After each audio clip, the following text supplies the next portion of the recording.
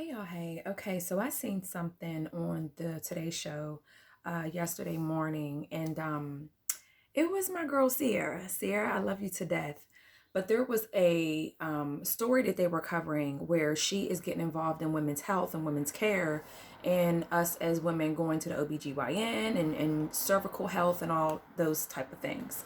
So it frustrates me when I see this and I hear this. I love what a lot of people are doing, and most people, most programs, most nonprofit organizations, most people always just go straight to women's health, women's health, women's health. But what we're not doing is looking at why women don't go or why women have a fear of going. First things first, let's look at the mistreatment and the distrust that a lot of women have in the healthcare system and in their doctors and in the OBGYN office. I mean, one of them. This is why I started talking about women's health. Let's talk about the trauma and the things that happen to us when we're at the doctors, and our rights that are being violated and the lies that we're being told, which takes away the trust, which then takes away the fact that we even want to go. Let's discuss why women don't want to go. Let's start with the source of we need trustworthy and honest doctors. Let's start with, why did you get your PhD? Why do why do you have your license to be a doctor, any kind of doctor? You have to, everybody that has their PhD or that is a doctor does not mean you're meant to be a doctor. You probably should be a veterinarian. Or you probably shouldn't work on anything that is alive, because your humanity and your compassion is not there, never was there, or has completely went out the door, and you're desensitized to people's feelings and emotions. That's a human being.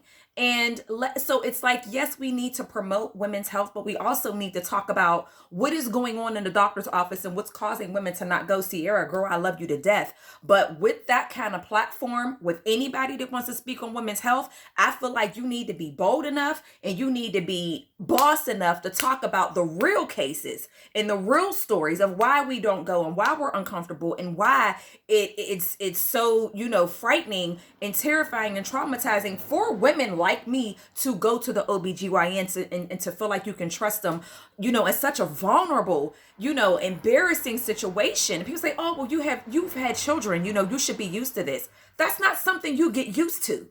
Fellas, support your women. That's not something that we get used to. It's very uncomfortable. That's the most private you can get. So ladies, I feel like whether you're a celebrity, whether you're just somebody speaking on it, you want to fight for our rights, let's talk about why we don't go. Let's talk about the mistrust and the distrust and the dishonesty and the violating and the traumatizing that goes on behind that door in the OBGYN office that makes us not want to go in the first place.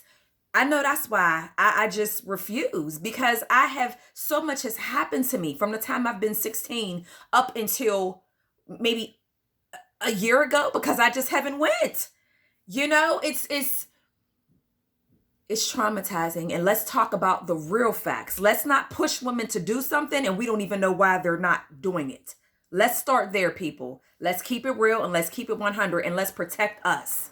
Let's protect us because we're human.